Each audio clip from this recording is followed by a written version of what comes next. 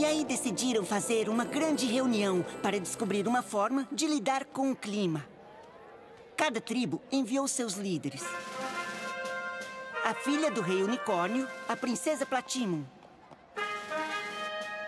O governante dos Pégasos, o comandante Hurricane.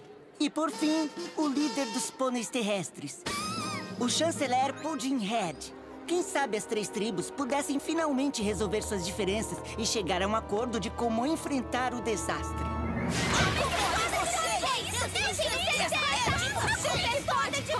Eu quero saber por que é que os pôneis terrestres se apropriam de toda a comida. Nós? Não nos apropriamos da comida, foram vocês! Espera, tem razão, fomos nós! Mas só porque os Pégasos estão fazendo nevar pra valer! Pela 100ª vez, não somos nós! Não estamos fazendo nevar! Só podem ser os unicórnios! Estão fazendo isso com sua mágica medonha! Como ousa! Ao contrário de vocês, Pégasos marginais, nós, os unicórnios, nunca desceríamos tão baixo assim! Bom, se vocês não terrestres não vão parar de usar seus poderes esquisitos pra congelar todos, então eu não tenho nenhuma ideia! Nossa, que chocante! Um pônei terrestre sem ideias!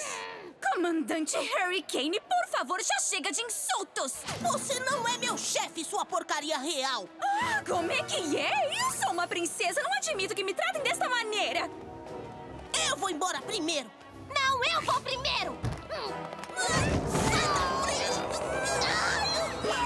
E a tempestade continuava.